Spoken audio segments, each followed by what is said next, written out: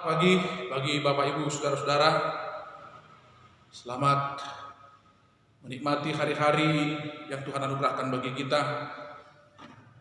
Walaupun di dalam kesesakan, dalam banyak tantangan dan rintangan yang kita hadapi saat ini. Bapak Ibu saudara-saudara, pada perayaan Jumat Agung ini, dimanapun saudara-saudara berada, biarlah kiranya kasih Tuhan yang menyertai kita sekalian. Dan sambil kita menikmati sukacita kita di dalam penebusan Tuhan, marilah kita menyambut firman Tuhan. Tapi sebelumnya marilah kita berdoa. Ya Allah, ya Tuhan kami, di dalam Yesus Kristus yang telah mati, telah bangkit demi kami penebusan umat manusia. Pada saat ini ya Allah Bapa kami di sorga, pada perayaan peringatan hari kematian Tuhan Yesus. Terima kasih Bapa, karena Engkau masih tetap berkenan menyertai seluruh umat Tuhan. Masih Engkau memperkenankan kami boleh mendengarkan firman Tuhan. Walaupun kami Tuhan dalam jarak yang sungguh jauh, tapi kasih Tuhan dalam kebenaran firman Tuhan yang mendekatkan kami. Oleh karena itu ya Bapa, dalam kuasa Roh Kudus, Engkaulah yang menyertai setiap orang yang mendengarkan firman, menguasai hati dan pikirannya, sehingga firman ini benar-benar nyata, menjadi bekal kehidupan bagi setiap orang yang mendengar. Karena di dalam nama Tuhan Yesus, amin.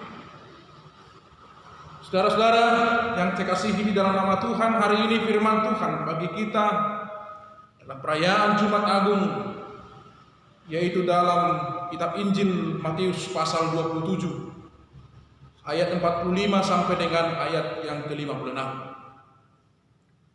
Saya akan membacakan untuk kita, demikianlah firman Tuhan.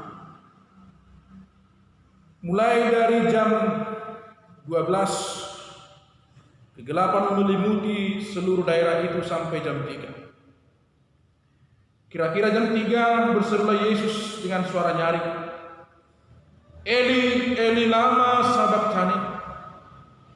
Artinya, Allahku, Allahku, mengapa engkau meninggalkan aku?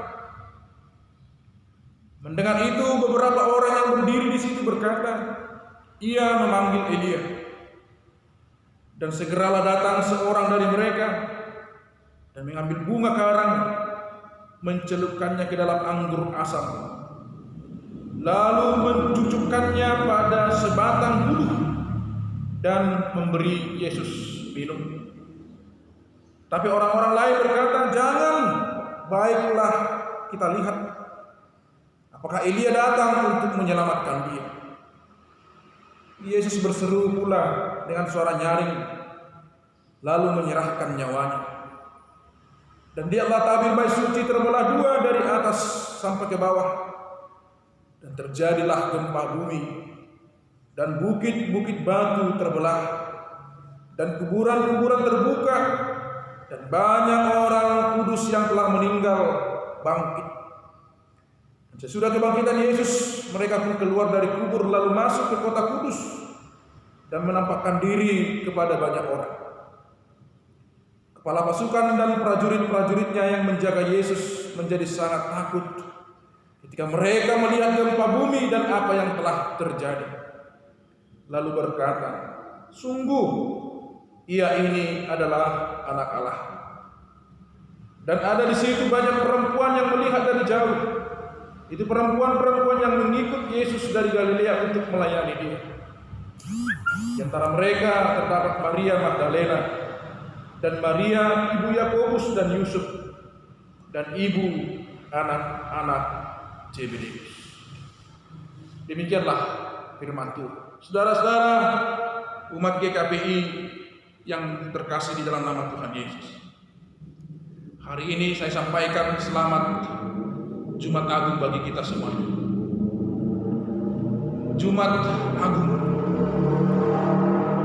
Adakah hari-hari yang lain yang disebut dengan agung? Bahkan hari Minggu pun itu tidak pernah disebut menjadi suatu hari yang agung. Dalam pengkelanderan kita, pengkelanderan Masehi, hanya satu di dalam satu tahun itu yang disebut dengan hari yang agung, yaitu Jumat Agung. Kenapa ini menjadi Jumat yang agung? Kenapa ini menjadi salah satu sebutan yang sungguh besar? Sehingga pada saat-saat momen seperti ini, hari Jumat ini disebut dengan Jumat Agung. Bapak Ibu Saudara-saudara, yang menjadi dasarnya adalah keagungan itu terlihat ketika sosok seorang manusia, sosok seorang yang diutus oleh Tuhan, yang menjadi korban atas ketidakbaikan, atas kejahatan, dan atas dosa banyak orang. Saudara-saudara, mati untuk bagi orang yang baik itu biasa. Membela orang-orang yang baik, orang-orang yang menjadi pahlawan dalam kehidupannya, itu adalah hal yang biasa. Agak sangat jarang, bahkan mungkin tidak ada ditemukan di tengah-tengah dunia ini bahwa ada orang yang mati karena kejahatan orang lain. Ada orang yang siap menjadi korban, menghadapi penderitaan, menjalani kematian, hanya membela kejahatan orang. Masa orang jahat, masa orang yang berdosa perlu pembelaan? Bahkan kejahatannya digantikannya, keberdosaannya digantikannya, penderitaannya digantikannya. Saudara-saudara, hanya satu yang bisa berbuat demikian, yaitu hanya Yesus. Itulah keagungan. Itulah yang disebut Jumat Agung. Karena Yesus yang tidak berdosa menjadi berdosa oleh karena dosa dan kejahatan setiap manusia. Itulah sifat yang agung. Sekali lagi saya katakan, membela orang yang benar, membela orang yang baik itu adalah hal yang biasa. Tapi Tuhan Yesus sangat jauh berbeda dari sifat manusia-manusia yang lain. Dia membela kita di dalam kejahatan kita. Itulah keagungan. Maka ini juga adalah suatu pesan yang sangat berharga, Bapak Ibu Saudara-saudara. Di tengah-tengah kehidupan kita selaku orang-orang Kristen yang percaya Kristus. Karena Yesus juga menginginkan kita meniru Dia, dan dari perbuatan kita dan perilaku kita lah yang menunjukkan apakah kita benar-benar sebagai murid dan pengikut Yesus. Ketika kita berbeda dari perilaku apa yang diperbuat Yesus, maka sesungguhnya kita bukanlah murid Tuhan Yesus. Ketika kita berbeda dari Tuhan Yesus, maka sesungguhnya kita bukanlah pengikut Kristus. Tapi ketika sifat yang telah dipertunjukkan oleh Tuhan Yesus bagi banyak orang, terutama ke kita, yang sesungguhnya harus kita teladani dan kita tiru, itulah yang menjadi sifat sejati orang-orang Kristen. Saudara-saudara yang saya kasih dalam nama Tuhan, umat GKPI yang berbahagia saat ini, umat GKPI yang sesungguhnya harus bersukacita dan bersorak hari ini atas hadirnya Jumat Agung, Jumat pembebasan, Jumat anugerah keselamatan. Mari kita lihat Bapak Ibu Saudara-saudara, nats khotbah kita hari ini. Dikatakan di sana bahwa ketika Yesus sudah tersalib, bahwa ketika Yesus sudah ada di atas kayu salib dan dipertontonkan oleh banyak orang, hal apa yang terjadi? Yang terjadi adalah kegelapan. Yang terjadi adalah bahwa kegelapan menyelimuti seluruh daerah itu. Hal yang tidak biasa, bahwa pada tengah hari atau jam 12 yang aturannya terik matahari yang menyengat, tetapi terjadi kegelapan.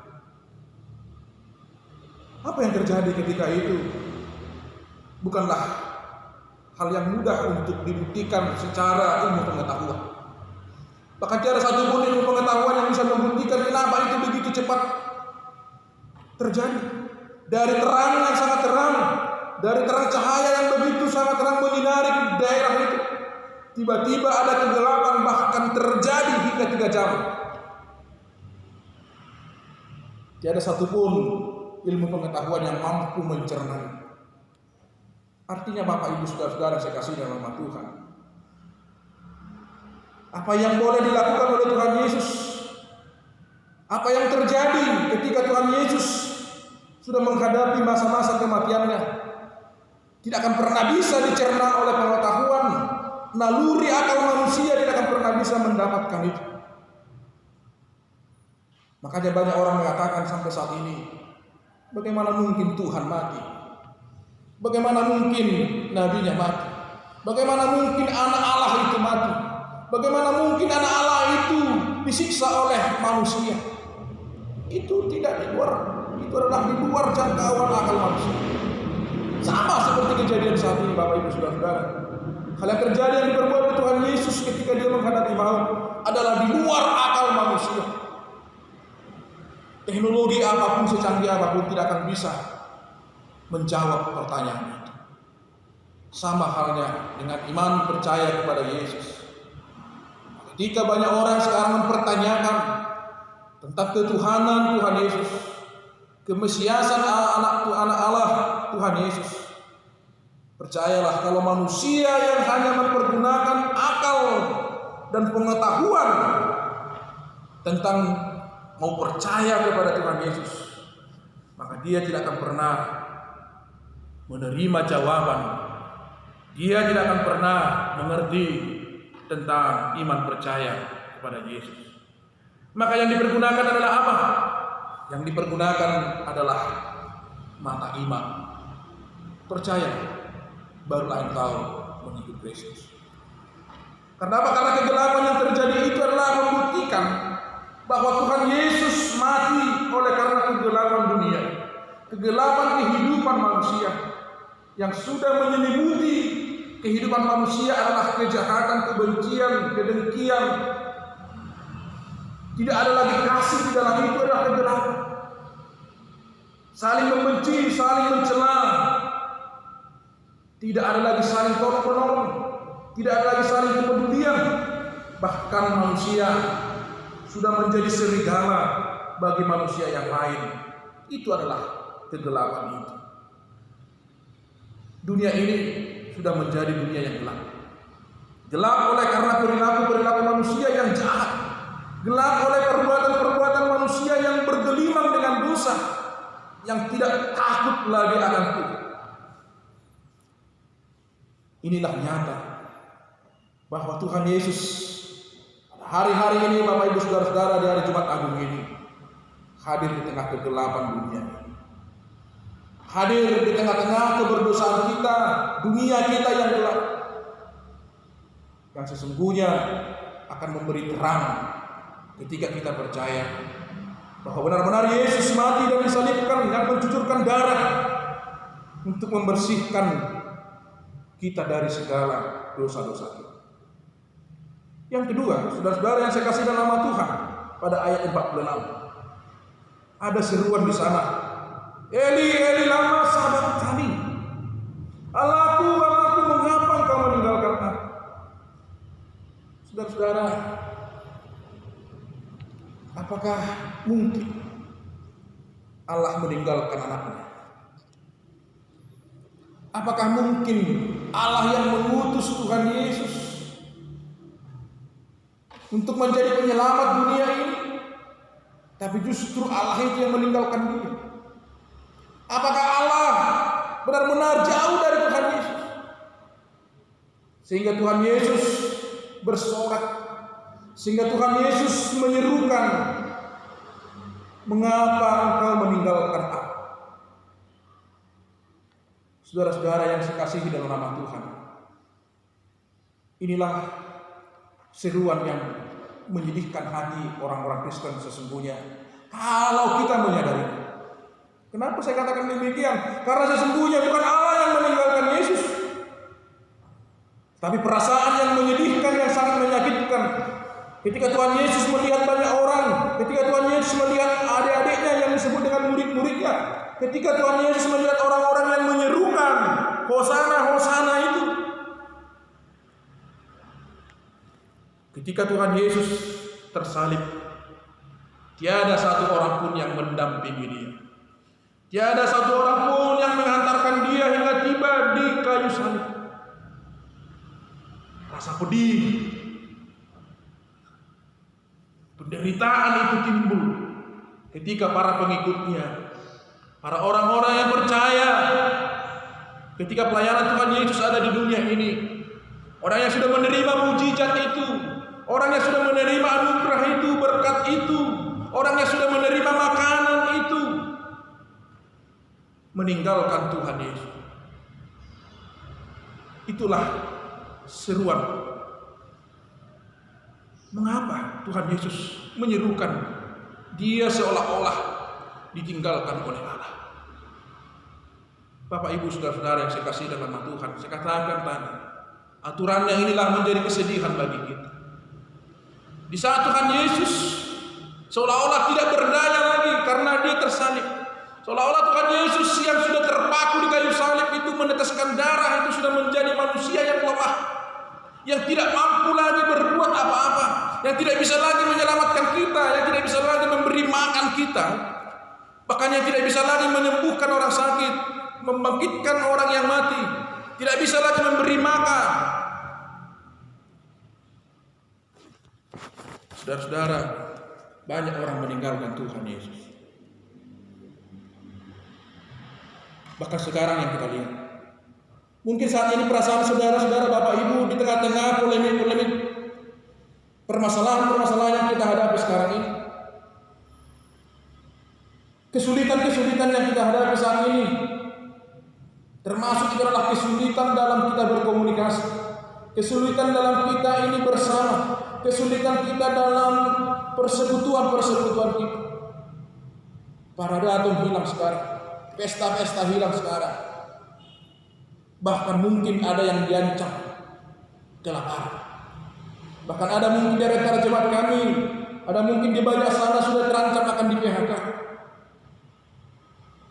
Ada mungkin yang sudah merasa bahwa tidak ada lagi penghidupan bagi mereka, bahwa memang sekarang sudah dalam kesusahan kita, kesulitan kita. Banyak yang mengkhawatirkan kehidupan kita. Saudara-saudara, apakah saudara juga akan meninggalkan Tuhan ketika seolah-olah Tuhan tidak berdaya menghapuskan virus corona ini? Bahwa seolah-olah Tuhan Yesus tidak bertindak dengan cepat, mengharbit dengan cepat virus ini, sehingga kita merasa aman, sehingga kita besok dan hari-hari akan datang kita bisa lagi bersenang-senang, bisa lagi bergembira, bisa lagi bekerja, bisa lagi mencari duit, bisa lagi makan yang enak-enak di luar sana. Banyak orang bertanya, kenapa Tuhan Yesus sekarang diam? Apakah Tuhan Yesus sekarang sudah lemah, tidak berdaya lagi untuk menyingkirkan virus corona ini? Apakah Allah tidak mempunyai daya untuk mencepat dengan segera mengatakan, "Hei virus corona, segeralah enyah dari bumi Indonesia"? Apakah itu adalah suatu kelemahan dari Tuhan? Bapak Ibu yang saya kasih dalam nama Tuhan, tapi yang menjadi pertanyaan yang paling pelik saya katakan tadi adalah, di masa-masa sulit seperti ini, apakah Anda akan meninggalkan Tuhan? Apakah Anda akan cepat berlari ketika melihat kegelapan itu datang? Anda akan berlari ketika Anda melihat bahwa Tuhan Yesus sudah tidak ada lagi di gereja, karena sekarang saudara-saudara beribadah di rumah saudara, akan meninggalkan Tuhan Yesus. Ketika Tuhan Yesus tidak bisa menyapa lagi dan memberkati saudara melalui berkat-berkat yang ada di gereja, hanya beribadah dan mungkin berdoa di rumah. bahwa seolah-olah Tuhan Yesus tidak ada di situ lagi. Saudara-saudara yang saya kasih dalam Tuhan, justru seruan ini yang memanggil nama Eli, Eli lama sabachthani, mengapa engkau meninggalkan aku, adalah supaya apa? Supaya Tuhan Allah jangan hanya melihat diri Tuhan Yesus, tapi benar-benar melihat murid-muridnya, melihat para pengikutnya, melihat seluruh umat manusia yang ada di dunia ini, supaya Allah tidak meninggalkan manusia. Justru ini adalah panggilan daripada Tuhan Yesus, supaya Allah dengan bersegera jangan pernah meninggalkan umat manusia, walaupun nantinya Tuhan Yesus akan mati, Dia akan dikuburkan. Karena Tuhan Yesus ingin Allah tetap ada bagi saudara dan bagi saya. Jangan nanti ketika Tuhan Yesus mati, dikuburkan, bahwa seluruh umat manusia, murid-muridnya merasa bahwa mereka tidak mempunyai Tuhan lagi. Mereka tidak mempunyai guru lagi yang membimbing mereka. Tapi dengan seruan ini Tuhan Yesus mengatakan, Eli, Eli lama sabachthani, artinya Tuhan sampai kapanpun, Bapa sampai kapanpun, jangan kau tinggalkan umatmu ini. Karena itu percaya, apapun suasana kita, apapun situasi yang Anda hadapi sekarang, Allah tidak akan pernah meninggalkan saudara. Karena Tuhan Yesus pun peduli dengan kehidupan saudara, dengan memanggil nama Tuhan Allah, supaya Dia tidak meninggalkan saudara. Yang ketiga adalah, ternyata suara Tuhan Yesus pun tidak semua orang dapat mengerti. Apa yang disampaikan oleh Tuhan Yesus tidak semua orang dapat memahami. Firman-firman yang disampaikan oleh Tuhan Yesus selama ini tidak semua orang dapat memahami firman itu. Dan sesungguhnya ada suatu kebenaran, maka ketika orang mendengar itu bisa menjadi suatu kesalahan. Bahkan mungkin orang mengerti bahwa itu adalah suatu kebenaran, tetapi itu tidak menjadi membenarkan dirinya, menjadi membawa dirinya kepada kebenaran yang sejati. Saudara-saudara yang saya kasihi, inilah yang terjadi. Ketika Tuhan Yesus menyerukan Eli, Eli lama sabachthani, tapi justru dalam pendengaran orang beda. Bahwa Tuhan Yesus seolah-olah salah dalam panggilan itu. Orang-orang yang mendengarkan berbeda dari apa yang disampaikan oleh Tuhan Yesus, mengatakan bahwa Yesus memanggil Elia. Padahal ingatkah saudara-saudara, Tuhan Yesus pernah berkata bahwa Dia lebih besar dari Elia. Pernahkah ingat bahwa saudara-saudara, Tuhan Yesus adalah lebih mulia, lebih agung dari Elia? Walaupun Elia adalah seorang nabi yang sangat besar di tengah-tengah bangsa ini, tengah-tengah bangsa Israel, tengah-tengah umat Islam di dunia ini. Inilah yang tidak dipahami oleh banyak orang. Keagungan, kemuliaan Tuhan Yesus masih diragukan. Bahwa seolah-olah dalam penderitaan Tuhan Yesus itu hanya Elia yang mampu menyelamatkan dia. Salah. Justru berbeda. Justru ketika Tuhan Yesus disalibkan, Dia tidak butuh penyelamatan, tapi Dia menyelamatkan. Karena itu Bapak Ibu Saudara-saudara, jangan pernah salah mendengar seruan Tuhan. Jangan pernah salah mengerti tentang firman Tuhan. Karena saat ini Bapak Ibu Saudara-saudara, banyak gonjang-ganjing di sana yang berdebatkan tentang firman Tuhan. Ya, para pendeta berdebat tentang firman Tuhan. Mereka sedang asik-asiknya sekarang mempertunjukkan kepintaran pengetahuan yang hanya berdasarkan ilmu teologi. Sedalam-dalam apapun, ini harus saya ingatkan, siapapun, apapun kepintarannya tentang teologi, S3, dokter, profesor, siapapun dia, tidak akan mampu mencerna lebih sempurna dari pencernaan yang disampaikan oleh Tuhan Yesus. Berulang-ulang pun dibolak-balik dipelajari tentang isi Alkitab ini. Saudara-saudara, kalau itu tidak dipelajari dengan iman, hanya mempergunakan akal dan pengetahuan manusia saja, maka sesungguhnya tiada satupun yang mampu mengatakan kebenaran firman itu. Walaupun itu seolah-olah terdengar benar, tapi percayalah, iblis juga sering menyuarakan firman Tuhan. Iblis juga sering berkata-kata tentang firman Tuhan. Tapi itu hanyalah di mulut saja, bukan karena iman percaya kepada Yesus. Karena itu jangan pernah salah mendengarkan firman Tuhan. Jangan pernah salah menerima firman Tuhan. Percayailah bahwa apa yang dikatakan Yesus adalah suatu kebenaran. Bagaimana supaya kita mendengarkan firman Tuhan dengan benar? Pertama, izinkan dulu hatimu benar-benar berserah kepada Yesus. Letakkan dulu hidupmu benar-benar di bawah kaki Tuhan Yesus. Benar-benar menyembah sujud di bawah Tuhan Yesus. Siapkan hatimu, siapkan tempat firman itu untuk ditaburkan di dalam hatimu. Maka telingamu, pendengaranmu akan benar-benar mendengarkan seruan yang benar dari Tuhan Yesus. Saudara-saudara yang saya kasih di dalam nama Allah Bapa, Anaknya, dan Roh Kudus juga yang menguatkan saudara. Hari ini juga yang katakan di sini di ayat yang berikut, bahwa tabir dari bait Allah, bait suci terbelah. Ini mungkin bagi orang lah ketakutan. Tapi hari ini ketika kita mendengarkan firman Tuhan, ini adalah suatu kegirangan bagi kita. Karena apa? Tuhan telah membuka tabir yang terkunci selama ini. Tuhan telah membuka gembok yang selama ini menggembok para gereja-gereja yang selama ini yang hanya membangun diri. Saudara-saudara yang terkasih dalam Tuhan, selama ini kultus-pengkultusan di gereja, pengkultusan di bait suci itulah yang membuat banyak umat terkekang, yang tidak mempunyai hubungan langsung dengan Allah.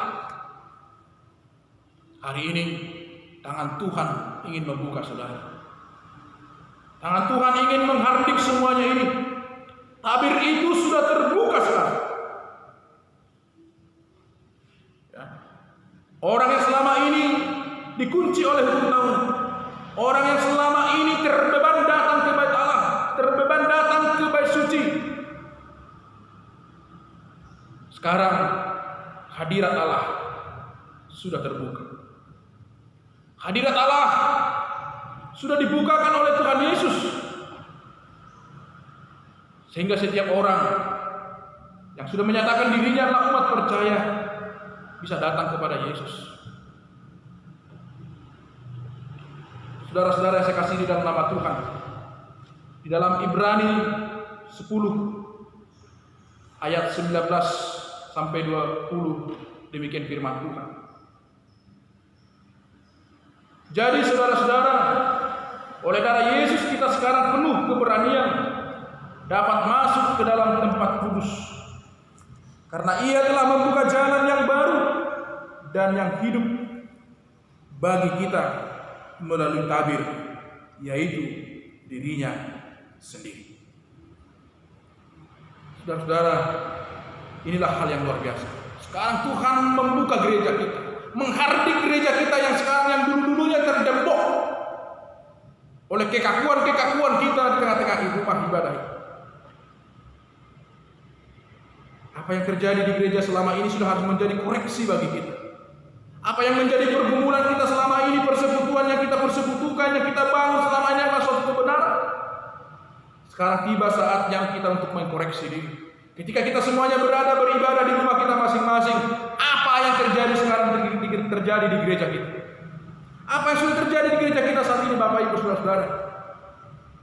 Hari ini tibalah saatnya kita merenung dan berpikir, menempatkan kembali gereja itu sebagai posisi yang baik, posisi yang melayani, posisi yang menginjili, posisi yang menghantarkan umatnya keluar dan menunjukkan benar-benar mereka adalah pengikut-pengikut Kristus yang sejati.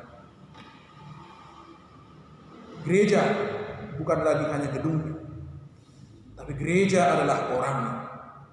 Kitalah gerejanya. Kita sekarang keluar dari gereja untuk beribadah Jumat Agung ini. Tunjukkanlah dirimu bahwa di rumah tangga saudara, di rumahmu, di keluargamu, bahwa Anda juga adalah gereja di situ. Maka dengan demikian, walaupun kita saat ini sudah hampir 4 minggu kita berada beribadah di rumah, berdoa bersama dengan suami, istri, anak-anak dan sanak keluarga, Saya ingatkan bagi Bapak Ibu Saudara-saudara, jangan pernah lupa untuk beribadah. Dirimu adalah gereja. Di mana gereja ditempatkan, bahwa di situ adalah ibadah. Di mana gereja berjalan, bahwa di situ adalah ibadah. Hadirkanlah ibadah di tengah-tengah keluarga. Karena Tuhan sekarang sudah menghardik bait suci itu, membuka jalan kehadiran Tuhan. Bapak Ibu yang saya kasih di dalam nama Tuhan, ini adalah sesungguhnya anak Allah yang menjadi tebusan bagi kita. Kita harus sadar bahwa selama kehidupan kita di dunia ini, kita adalah orang-orang yang bergelimang dengan dosa, bergelimang dengan kejahatan, kebencian, kedengkian.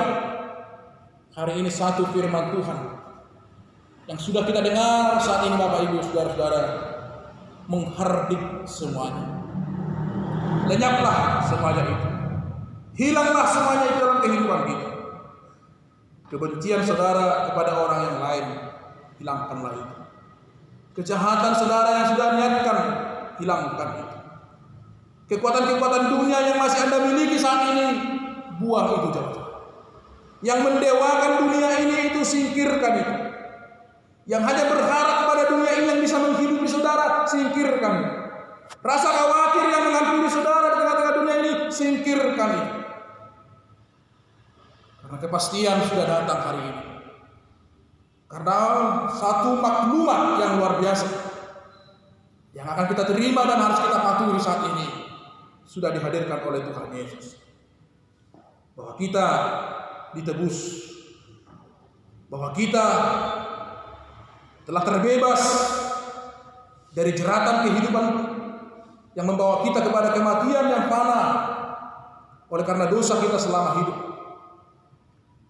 Kini kita sudah ditebus dengan harga, bukan dengan barang yang fana, bukanlah dengan barang yang hancur, bukanlah dengan barang yang murahan, melainkan melalui darah yang sangat mahal, yang telah dicucurkan, yang telah dikorbankan oleh Tuhan Yesus di kayu salib.